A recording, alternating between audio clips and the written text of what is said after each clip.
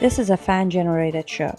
If you would like to support us, please go to jamieglazov.com and also don't forget to subscribe to our YouTube channel. All your support is greatly appreciated. Good evening. Welcome to the Jamie Glazov moment. Tonight, the left's quote-unquote "you hate Muslims" charade. My friends, I've been quite interested throughout my life, especially lately due to a certain incident that happened recently that I want to share with you this evening, about how the left has built this narrative about the counter-jihad movement and about counter-jihadists and about truth-tellers about Islam. And the left has this narrative that anybody that tells the truth about Islam is just this very hateful person. And, the people like me that's concerned about Islam and concerned about Sharia and about jihad, that somehow I just hate all Muslim people and think that all Muslim people are terrorists.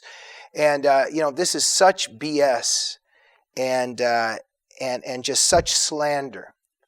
And I'm very interested in the people who build these narratives and how the left builds a narrative that's completely false, and why it needs that narrative to exist, and why it's invested in these false narratives. Before I get to my example, I just want to crystallize the image for you, for those of you that might not know completely what I'm talking about. Let me just use a metaphorical example of something that's happened in my life and throughout my life with certain individuals sometimes. I'm going to just use a metaphorical example to make the point. In my life, for instance, there was a neighbor of mine when I was younger, and she would come up to me and say, "Jamie, I feel so sorry for you. The Los Angeles Lakers lost, and you're just devastated, aren't you?" And I'm sort of like, yeah, I don't follow basketball, and I have absolutely no interest or investment in the Los Angeles Lakers or anything that happens to them. And she's like, "You're very sad, but you'll get through it. I feel so sorry for you." And then I hear from my friends and from my community that, I'm on the brink of despair. The Lakers have lost. Now I might get into drugs and alcohol because of my depressed state of mind because the Lakers have lost. And, this has absolutely nothing to do with reality at all. And there's a disposition and a characteristic being ascribed to me and assigned to me that is completely not real. And, I've given some thought to this over the years. Who is that person that's doing that to me? Why does that person need me to be devastated and depressed about the Lakers? And I'm very depressed. And even after I tell that individual that I'm not interested in basketball and I'm not interested in the Lakers, that they continue to assign to me that I'm just devastated over the Lakers loss and that I'm on the brink of depression or despair or whatever it is. It's obviously something about that individual and their own narcissistic need to believe something about another person, something about how they see themselves, their identity, a certain way that they need to feel and view themselves through the eyes of others and through themselves, through their own eyes. And so this is what I want to get to, because it's a complete, accurate analogy and a metaphorical example to now let's get into reality now. How many people have I had come up to me on the left? There's in particular one person in my neighborhood that saw me on Hannity about a year and a half ago, where I'm actually articulating my concern for the victims of jihad and Sharia, including my concern for the victims of honor killings, which are Muslim women, and how much I care for them and fight on their behalf and try to bring awareness to the suffering of Muslim women who suffer under Sharia. And yet somehow I'm an Islamophobe. And this particular lady in my neighborhood came up to me after I was on Hannity, and she was like, "I saw you on Hannity." And she's honestly got tears welling up in her eyes. She's like, "Jamie, I really thought that you were a good person. I just didn't know how much hate you have in your heart." And on the brink of tears and just completely disillusioned in me now cannot be my friend because I'm a very hateful person. And I remember I knew not to necessarily make an attempt, because with these believers who believe in their own lies and intoxicate themselves with these lies, it's almost a waste of time. But I began to explain to her that I love people, and I love a lot of Muslim people. The people who have been born into this religion don't know much about it. I know dozens of them, hundreds of them. I'm friends with them. I love these people. They're like any other people. And those of you that are watching me and have criticized me for saying this, you don't get what I'm saying, and it's very important to crystallize this. It is obvious that the people who follow, and very closely, the Muslims who read the Quran, read the Hadith, follow it to the T, of course that's problematic and there's a danger there, because the Hadith and the Quran and Islamic theology sanction violence and inspire violence against the non-Islamic world. I know that. But I'm referring to the understanding of Muslims, quote unquote, people who are just born into that religion and into that culture. They don't know the difference between the Quran and a telephone book. And they're just like everybody else. And I'm not saying that there isn't potential problems and a potential threat in the future if they begin to take some of their teachings very seriously. Yes, I get that.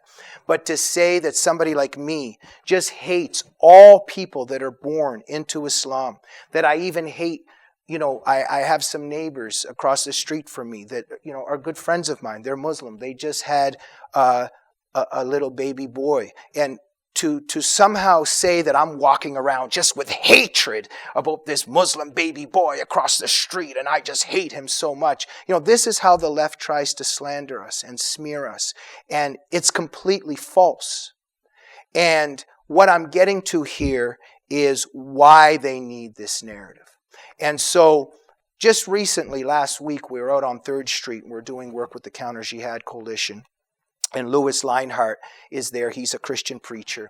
And he, very loving man, motivated by love, motivated by a commitment to, bring people to Jesus Christ, to the salvation of Jesus Christ. And within his message, he also tells the truth about Islam and the Hadith and the Quran and the texts in Islamic theology that inspire and sanction violence and oppression. And he does this because of love in his heart, because of the victims. He cares about the victims of jihad that also include Muslim people. And he's motivated by love. Now, my point is that this one particular young lady comes up to the microphone and she goes, "I was here last week and I'm back.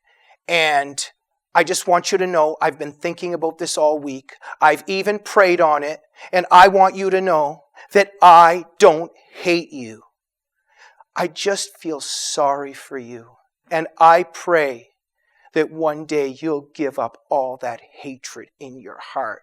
And poor Louis, he's putting up with this all night and he's just sitting there going, thank you. Oh, okay, yeah, because, with this particular individual, it's not even worth it anymore.